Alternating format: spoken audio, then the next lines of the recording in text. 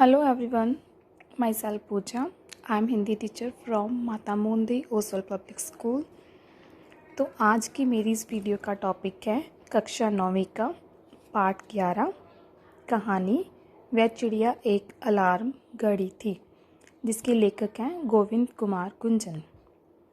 तो video start करने से पहले मैं आपको एक बार बता दूं कि आप हमारे माता मोंदी ओसवाल पब्लिक स्कूल के यूट्यूब चैनल को सब्सक्राइब करें और ये वीडियो अच्छी लगे तो लाइक करें। वह चिड़िया एक अलार्म घड़ी थी गोविंद कुमार कुंजन द्वारा रचित एक श्रेष्ठ कहानी है।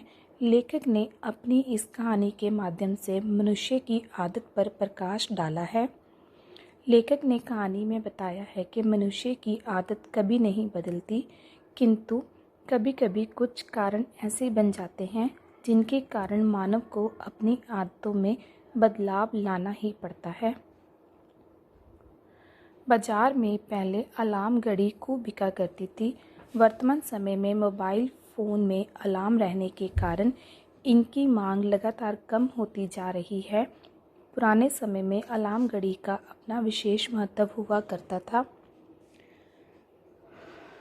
बच्चों की परीक्षा के समय अलार्म घड़ी उन्हें सुबह सवेरे उठाने का काम करती थी। सुबह किसी यात्रा में जाना होता था तो अलार्म घड़ी सुबह जल्दी उठने का काम करती थी। जिस प्रकार आज सभी के पास मोबाइल फ़ोन है, उसी प्रकार पहले सभी के पास अलार्म घड़ी हुआ करती थी। घड़ी उपहार में देने की वस्तु हुआ करती थी। परीक्षा में पास होने पर घड़ी दी जाती थी। कॉलेज में प्रवेश लेने पर और ससुराल पक्ष वालों की तरफ से घड़ी अवश्य दी जाती थी। कई सरकारी विभागों में भी सेवानिवृत्त पर घड़ी देने की परंपरा थी। लेखक को पहली बार हाथ घड़ी उस समय मिली थी जब उसने कॉलेज में प्रवेश लिया था। उसे पहली अलार्म घड़ी भी कॉलेज के एक निबंध प्रतियोगिता में भाग लेने पर मिली थी। लेखक को उस अलार्म घड़ी की आवाज़ अत्यंत मनमोहक लगती थी। आज महंगे महंगे मोबाइल फ़ोन की आवाज़ उसे पहले के समान मधुर नहीं लगती। लेखक के बचपन में जब उसके पास घड़ी नहीं थी तो उसके पिताजी उससे कहा करते थे कि यदि तुम्हें सुबह जल्दी उठना हो तो अपने तकिए से कह दिया करो, वह तुम्हें सुबह जल्दी उठा दिया करेगा। लेखक पिता द्वारा दी गई सीख का पालन करता था और तकिया उसे सुबह जल्दी उठा दिया करता था। लेखक को सुबह जल्दी उठना पसंद नहीं था। वह रात को देर तक पढ़ता था और उसे सुबह देर से उठना अच्छा लगता था। उसने सुबह की सुंदरता का कभी अनुभव नहीं किया था। सुबह की सुंदरता का अनुभव सिर्फ उसने कविताओं में ही पढ़ा था। आज दशकों बाद भी लेखक के पास एक अलार्म घड़ी है।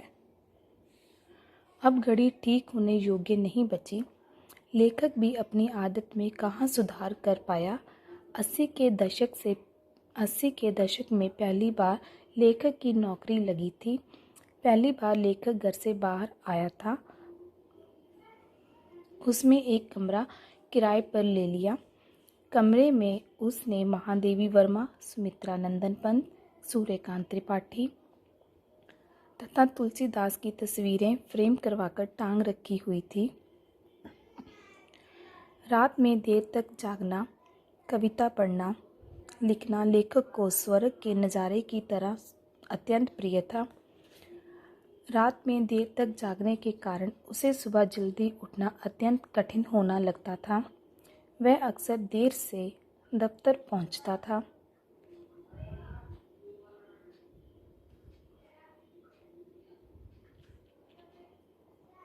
लेखक ने जो कमरा किराए पर लिया था उसमें मात्र एक दरवाज़ा था। कमरे में हवा आने जाने का दरवाजे के अतिरिक्त और कोई दूसरा रास्ता नहीं था।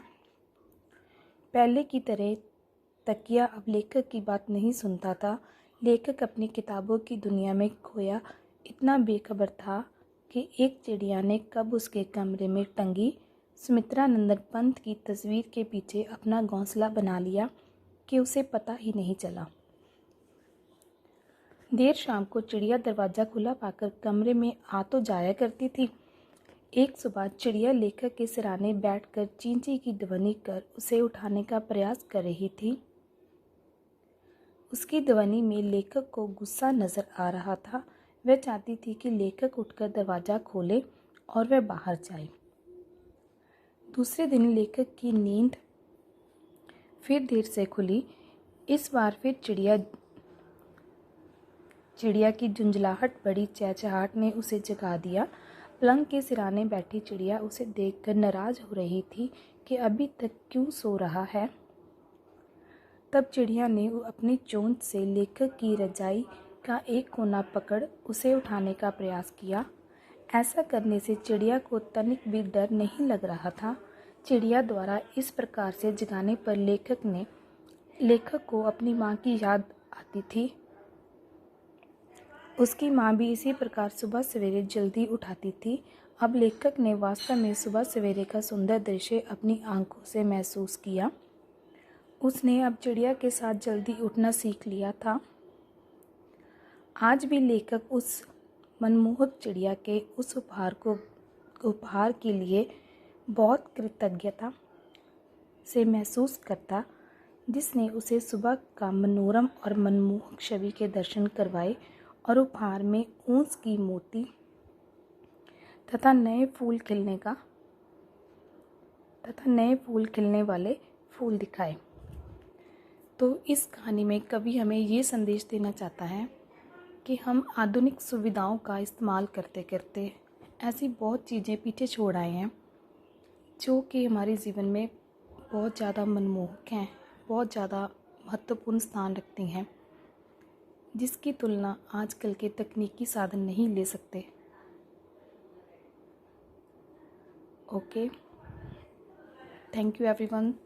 अगर ये वीडियो अच्छी लगी हो तो लाइक ज़रूर कीजिए।